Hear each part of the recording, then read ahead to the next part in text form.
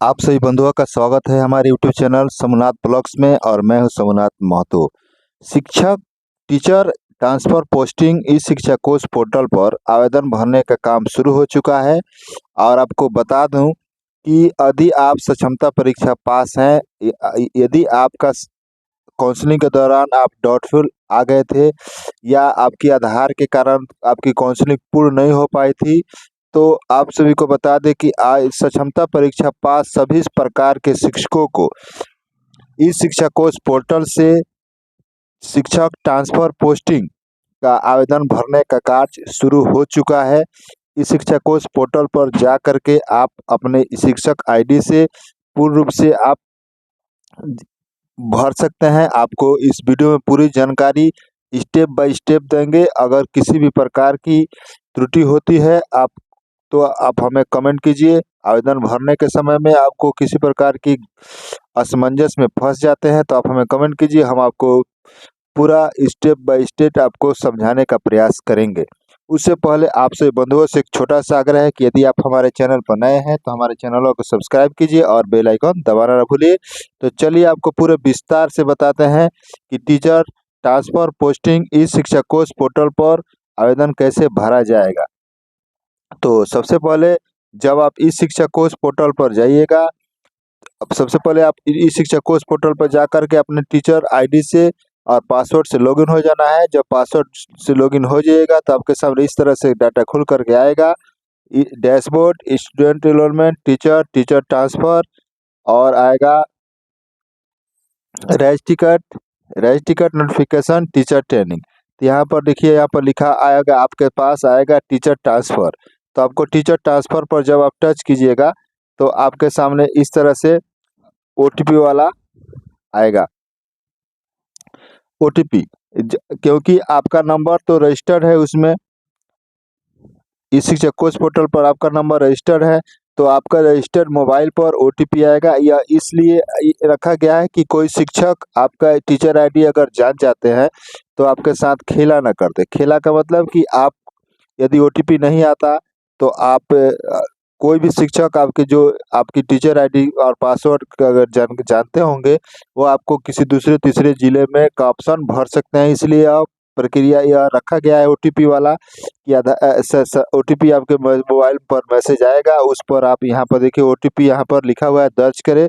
आप जब ओटीपी दर्ज कीजिएगा तब प्रोसेस आगे की तरफ बढ़ेगा। देखिए यहाँ पर लिखा हुआ है वेरीफाई ओटीपी रीसेंड ओटीपी। तो यदि आप वेरीफाई ओटीपी डाल देते हैं यहाँ पर, तो इसके बाद वेरीफाई ओटीपी कीजिएगा। अगर फिर दोबारा आप प्राप्त करना चाहते हैं, रीसेंड ओटीपी पर टच कीजिएगा तो आ जाएगा। तो उसके बाद जब आप इसको आप कर दीजिएगा तो आपके सामने इस तरह से डाटा आपके सामने खुल जाएगा।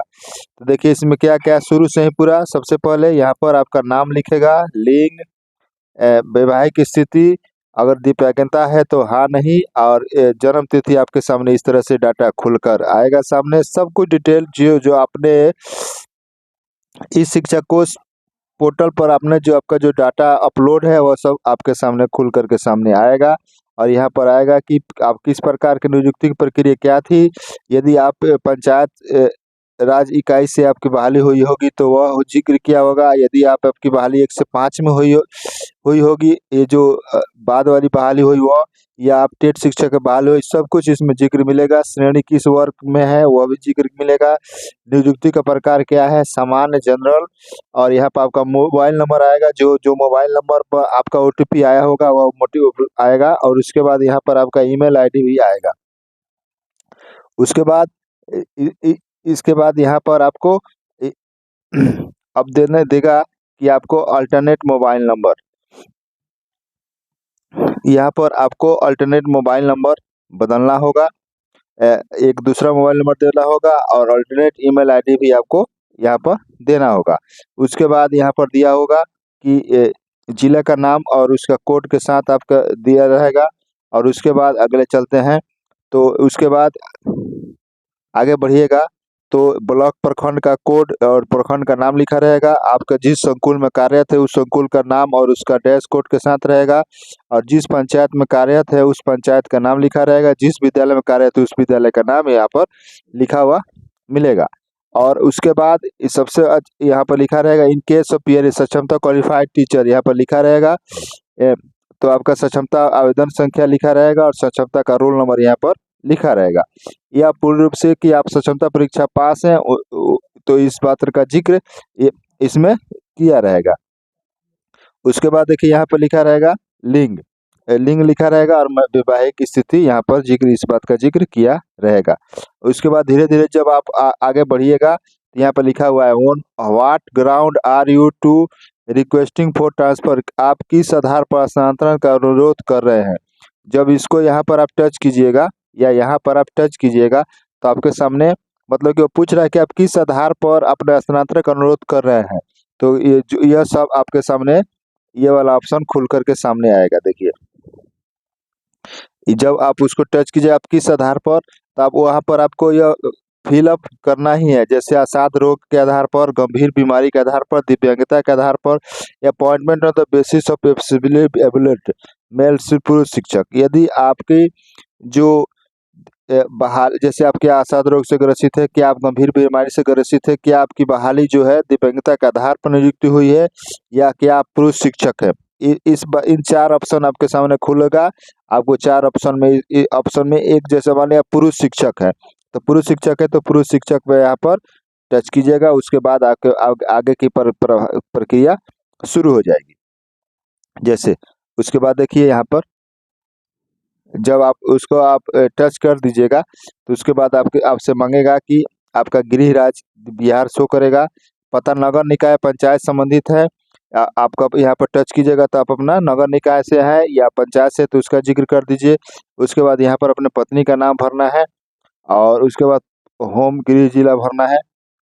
उसके बाद आगे जाइएगा। उसके बाद यहाँ पर पूछेगा यहाँ पर कि क्या आपकी पत्नी बिहार में सरकारी नौकरी में कार्यरत है या बिहार के किसी सरकारी स्कूल में शिक्षक है। यह भी जिक्र पूछ रहा है कि क्या बिहार में सरकारी को अगर कोई दूसरे जॉब में हो तो उसका जिक्र करना है, या सरकारी स्कूल में शिक्षक है तो उसका हाँ या नहीं आपको क्लिक कर देना है। उसके बाद जब आप इसके बाद आगे की प्रक्रिया जब बढ़िएगा यहाँ पर देखिए, जब यहाँ पर आप आगे की प्रक्रिया बढ़िएगा तो यहाँ पर आपका सबसे महत्वपूर्ण बिंदु यही है, आपको 3 कम से अधिक 3 कम मैक्सिमम ऑफ 3 और मिनिमम मैक्सिमम ऑफ 10 ऑप्शन, कम से कम 3 या अधिकतम 10 विकल्प का चयन आप कर सकते हैं। तो यहाँ पे देखिए सबसे पहले यहाँ पे लिखा हुआ है स्थानांतरण के लिए विकल्प का चयन करें। जब इसको सिलेक्ट का ऑप्शन दिया हुआ है, जब इसको सिलेक्ट का ऑप्शन कीजिएगा तो आपके सामने इस तरह से खुल जाएगा। देखिए जब सिलेक्ट का ऑप्शन टच कीजिएगा तो आपके सामने यहाँ पर शो पूछेगा कि आप किस अनुमंडल में आप अपना ट्रांसफ़र करवाना चाहते हैं। तो सब डिवीज़न पर टच कीजिएगा। जब सब डिवीज़न पर टच कर दीजिएगा तो उसके बाद यहाँ पर जो दूसरा ऑप्शन है देखिए यहाँ पर लिखा हुआ है सब डिवीज़न पर टच किए तो वो आ गया। और उसके बाद वो आपसे जब सब डिवीज़न भर दीजिएगा तो आपके सामने यहाँ पर जिले का नाम पूछने लगेगा कि आप किस जिले में, वो जो सब डिवीज़न आपने जो भरा है वो किस जिले में है। तो आपको यहाँ पे पूरे सभी जिलों के नाम आपके सामने बारी बारी से कैपिटल वाइज जैसे नाम आता है, जैसे सबसे पहले अररिया अरवल से शुरू हुआ है अ से, उसी तरह से धीरे धीरे आपका सामने पूरा खुल जाएगा। जब आप जैसे मान लीजिए अगर हम अपने की बात करते हैं, अगर हम गोपालगंज के शिक्षक गोपालगंज में की बात करते हैं तो गोपालगंज का टच करेंगे तो गोपालगंज टच करने के बाद आपका हाथ हुआ, क्योंकि मेरा गृह अनुमंडल गोपालगंज जिला है और गोपालगंज अनुमंडल है तो गृह अनुमंडल शो नहीं कर रहा है, उसके बाद वाला जो अनुमंडल है वो अनुमंडल शो कर रहा है। तो इसलिए आप यहाँ पर हथुआ टच कर देना है। जैसे देखिए यहाँ पर हो गया तो अनुमंडल, और उसके बाद इस तरह से तीनों को बारी बारी से यहाँ पर तीनों एक पहले 3 ऑप्शन देना है, 3 अनुमंडल का चयन करना है, 1 2 3 आपको टच कर दिया। फिर उसमें जिला को बारी बारी से चेक करना है। उसके बाद उस अनुमंडल का जिक्र इसमें कर देना है और बस हो जाएगा। उसके बाद आपको जब इसमें सबमिट कर देना है तो जब पूरी दिखाएगा कि मैं घोषणा करता हूं कि मेरे द्वारा दी गई सभी सूचना प्रमाण पत्र सत्य है, मेरे द्वारा पूर्व दी गई कोई सूचना प्रमाण पत्र यदि गलत पाया जाता है तो मेरे विरुद्ध कार्रवाई करने हेतु विभाग स्वतंत्र रहेगा। बस यही आपको भर करके इसको सबमिट कर देना है और पूरी तरह से यह सबमिट हो जाएगा। आप सबमिट कर दीजिए। आपका 3 जिला का ऑप्शन या इसकी तिथि जो शुरुआत हो रही है 7 तारीख से लेकर के 22 नवंबर तक शुरू हो रही है प्रक्रिया। और अगर आपको किसी प्रकार की दुविधा परेशानी हो रही है इसको भरने में तो हमें कमेंट कीजिए, हम आपको समस्या का निदान करने का प्रयास करेंगे। अगर आपको हमारा यह वीडियो प्रयास अच्छा लगता है तो इसे दोस्तों बंधु में शेयर कीजिए ताकि वो भी इसका लाभ उठा सके। तब तक के लिए मिलते हैं दूसरे वीडियो में। जय हिंद, वंदे मातरम।